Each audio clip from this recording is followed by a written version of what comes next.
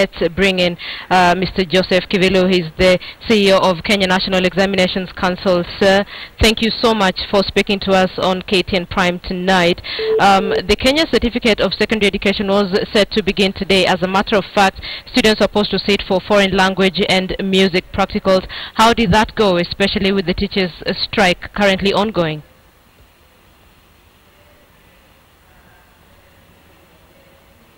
Mr. Kivilu, can you hear me? Yeah, I can hear you. Great. Thank you for joining us on KTN Prime. I'd like to know, KCSE examinations began today, more so foreign language and music. And in light of the teachers' strike, how did day one of the examinations go?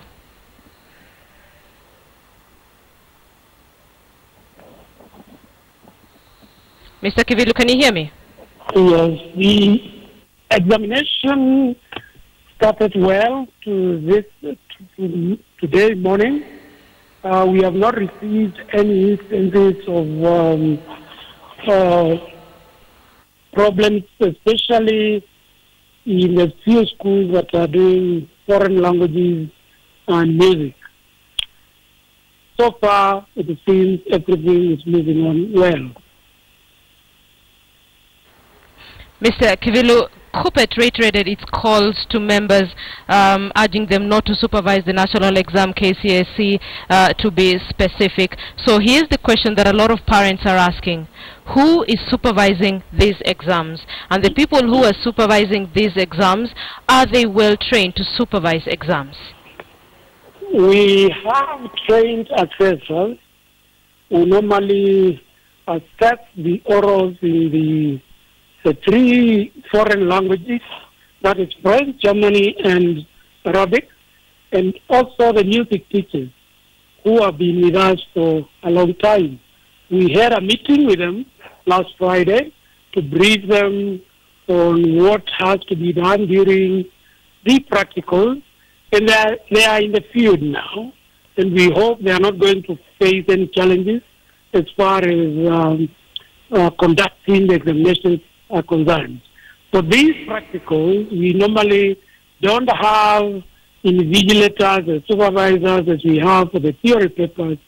We get the schools to organize these candidates so that the assessors can conduct the examination. And therefore, we really don't need the many invigilators and supervisors for this week as we require for the theory paper.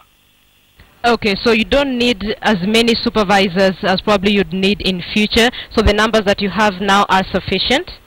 Yes, the ones that we have, we are about 185 assessors. These are like examiners of the theory papers. They conduct the orals, and so far we have not received any negative reports, and we are assuming everything will move smoothly throughout the week. Okay. Tell me, sir, at what point did the council start planning for Plan B, especially now that the teachers are on strike? At what point did the council decide, let's now get supervisors, let's now ensure that these papers get to schools on time? What time frame did you have? We use teachers to administer exams, and I don't see us having a Plan B. We have to appeal to those, in case we have a few who may not report, we appeal to those who are not in our database and our teachers through the county directors to join the team that is doing the invigilation and supervision. So really, we can't do exams without teachers. Okay. And we are using teachers to do what we have been doing, especially from last Friday to today. No, in reference to my first question, sir, you indicated that there are people you have trained, there are people you have worked with, and there are the people who are now helping supervise the practicals, basically just oversee it.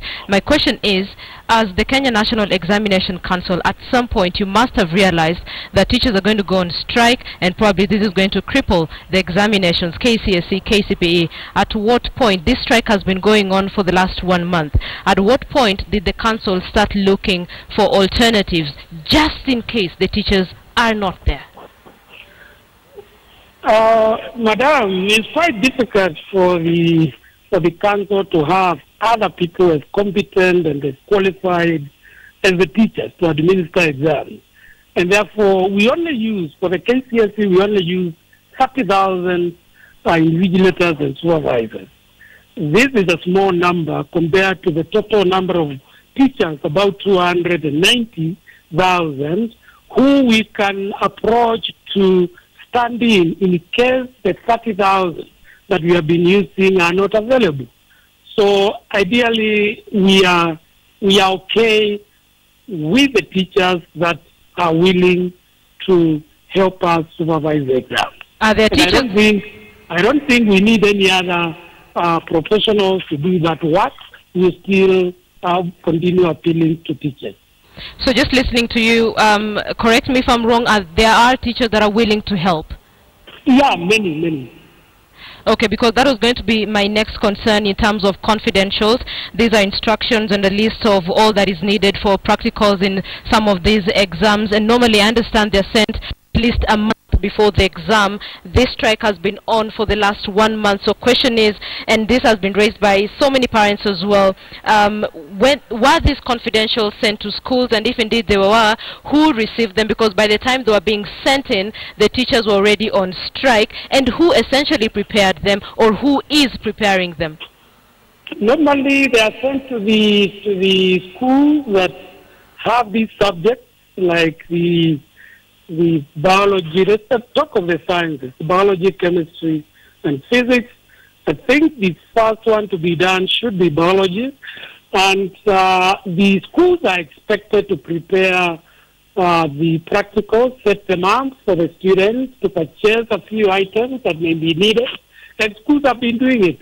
We have not received any report where a given school has not started preparing for the practicals.